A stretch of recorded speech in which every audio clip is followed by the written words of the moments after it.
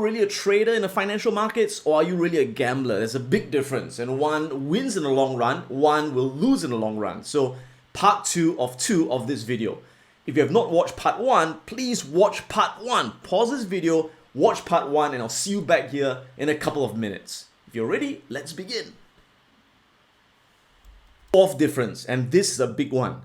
Gamblers get emotional. Traders have no emotions. They get emotionally detached from trading outcomes. So you find that people who are more gamblers, when they have a winning trade, what happens? They feel good, they feel excited, they feel confident, they feel happy, right? All this adrenaline, all these endorphins going.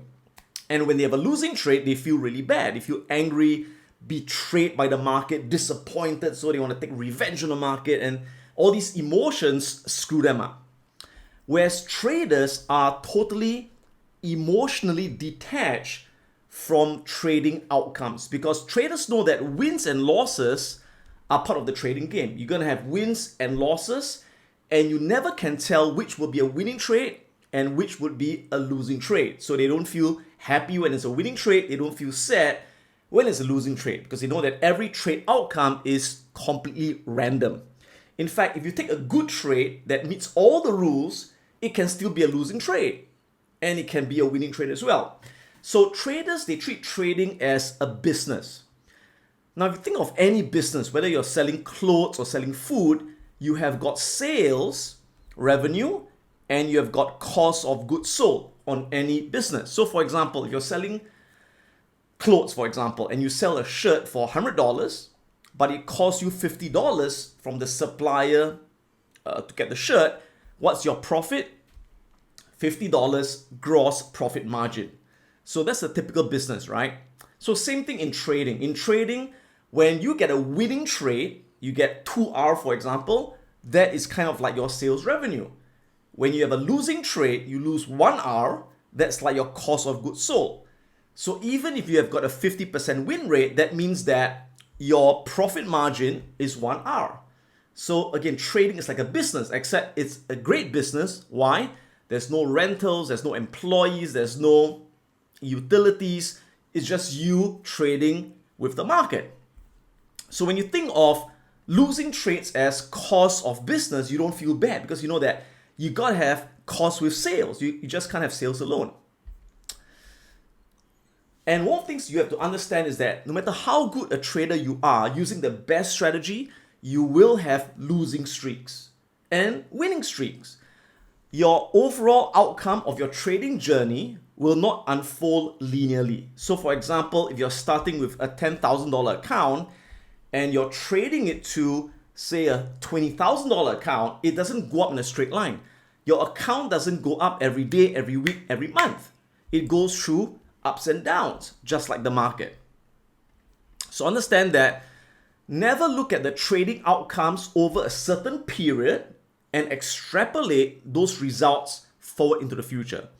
So the trouble with some people is that if, for example, they get a winning streak, they get, for example, 8 winners in a row, they think, you know what, I made 20% this month, so every month I'm going to make 20%. So by the end of the year, you know what, I'm going to be a millionaire, right? It doesn't work that way. At the same time, if you get a losing streak of, say, 5 losing trades in a row, you can't think, my God, if you've got 5 losers in a row and I'm down 10% in a month, then in a year I'm down like 100%. Okay? So never take one period and extrapolate, because trading outcomes, like the market, are cyclical. They go through periods. So you should neither be discouraged by losing streaks, nor be carried away and overconfident by winning streaks. In the long run, winning streaks and losing streaks will tend to even out each other, such that the long run distributions of win and losses will make us profitable. In the long run, your success has very little to do with the luck factor. It's got to do with your strategy, again, having a statistical edge. I keep mentioning that. Again, what does an edge mean? It means that over the long run, you have got more winning trades than losing trades. And your average losing trade, you lose less. Your average winning trade, you make more. That makes a sustainable, consistent system. This is a trading simulator, and it shows you the realism of what you should expect in terms of the outcomes of your trades. So for example, if you have a strategy that wins, say, 55% of the time, I'm going to put the win rate here at 55% of the time, right? That's the win rate. And when you lose, how much do you lose? When you win, how much do you win? So we use R as the factor. So again, R represents the risk you're taking. So it could be a 1% risk, could be a 2% risk, right? So again, when you have a losing trade, it hits your stop loss, you lose 1R. So we put 1R here, 1R here. When you win, how much do you win? Depends on your profit target, right? So usually we target, you aim for 2R, which means you aim for double your risk. So that's 2R. But let's assume that you don't always get 2R. Sometimes you may take profit earlier at 1.5R. Hence we put 1.5R here. And we put in the risk per trade. So let's start with just a 1% risk per trade. If I put a 1% risk over here, right? And say I start with $10,000, right? You can see the simulated win rate is 51%.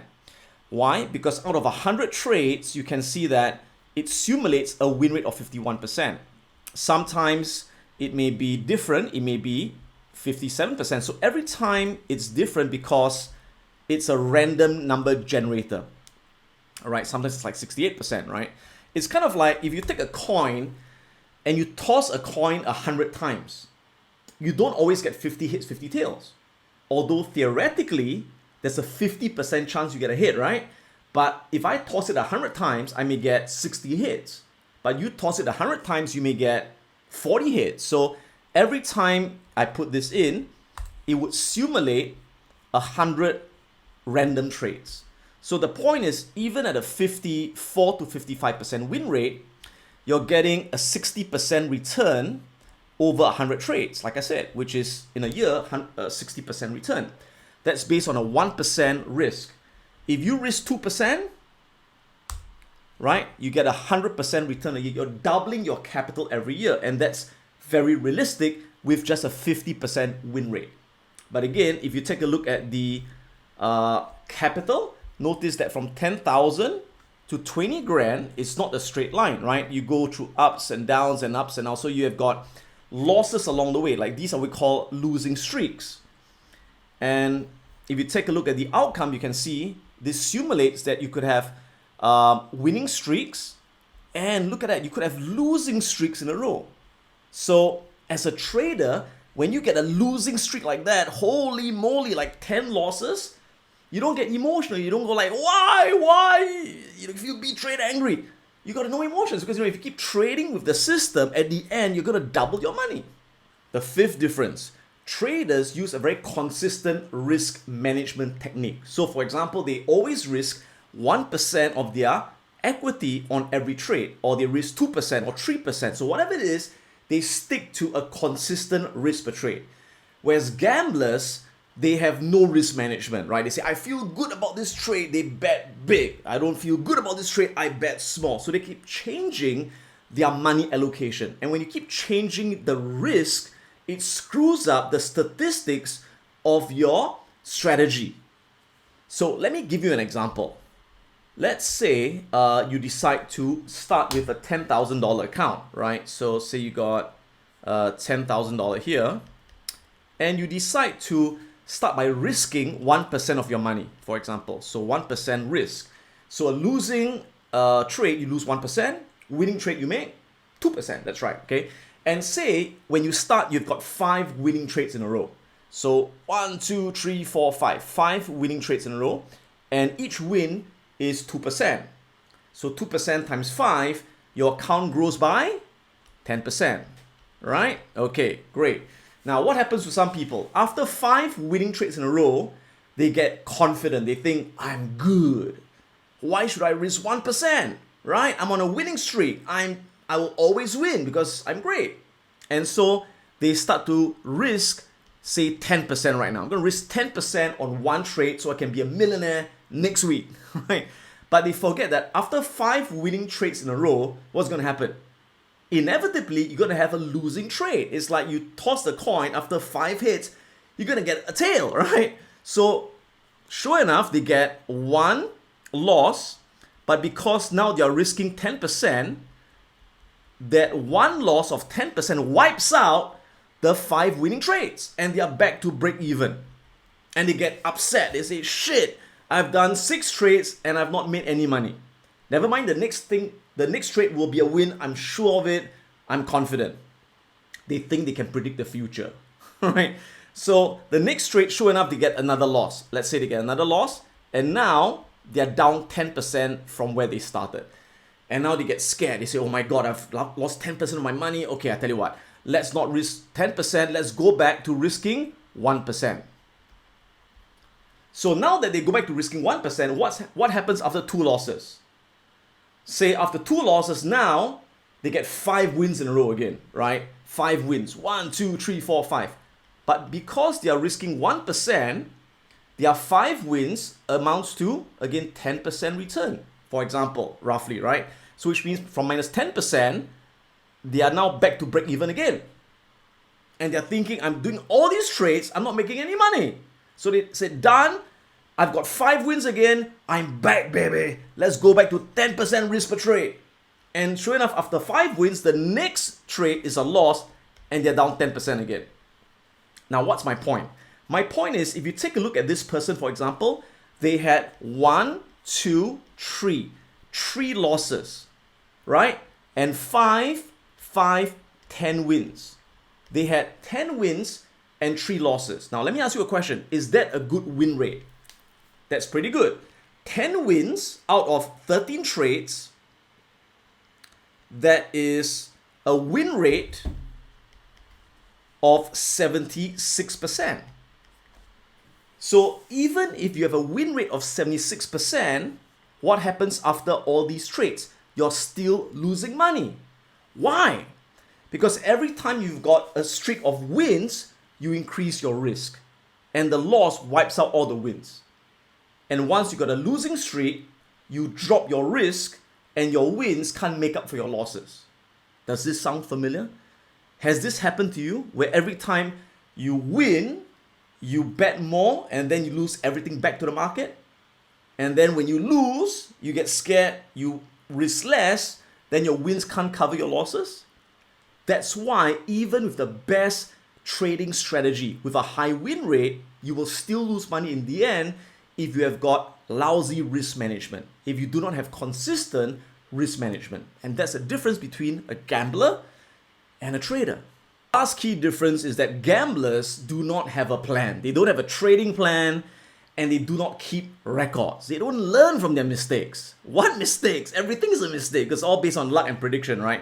Whereas traders, they follow their trading plan with strict discipline and they record every single trade. And by recording every single trade, they ensure that every trade is entered based on rules. And they're able to go back and they're able to learn from their mistakes and improve their trading system consistently over time. So I journal every single one of my trades. So for example, this is what one of my trading journals look like, where for every single trade that I place, I'll put in the entry signal or the strategy. So for example, some of them I enter based on the dip on the uptrend signal, which is also known as trend retracement. Some of them are based on the slingshot strategy, which I showed you earlier on. I have got my specific entry price, my stop loss price, my target prices, and the price which I eventually exit. And some of them would be winning trades, which is like 2R, as you can see. And some of them would be losing trades, which averages about 1R. And again, on certain months, I would get, say, 4R, 3.7R, 7R in March, April 5R, and May so far minus 2R. So I do have losing months at times, but in May, I've got 2 more open trades that are not yet closed. And June just started with the first trade. So again, you could have losing trades on certain months, but overall, you find that at the end of the trading period, you will always make money because you're following a system that has a statistical edge. This is, for example, my options trades. And I record every single trade. These are bull put spread trades. You can see that for this year, I've actually had 2 losing months. February I was down like 5 grand. April down 5 grand during the tech sell-off, right? But overall, you can see that still very, very positive for the year. In fact, last year was very positive as well on this strategy, which I started last July. And so that's being realistic in trading. So again, to summarize, remember, if you're making a lot of money right now, congratulations to you, but ensure that it can be repeatable, it is sustainable, it is consistent. And the only way to do that is to approach the markets as a trader with a plan, with a strategy, and not as a gambler where you make a lot in one period and lose everything back to the markets eventually. Hope this has been useful. May the markets be with you, and I'll see you in the next video. If you want to catch my latest videos, click on the subscribe button right now. Click on the bell so you get instant notifications once I upload my latest video. If you want to check out my online courses, go to piranhaprofits.com. We're going to learn how to invest and how to trade the financial markets and create an income from all around the world. If you want to join my live Wealth Academy program, go on to wealthacademyglobal.com and find out more about how you can learn investing and trading live online. This is Adam Khoo, and may the markets be with you.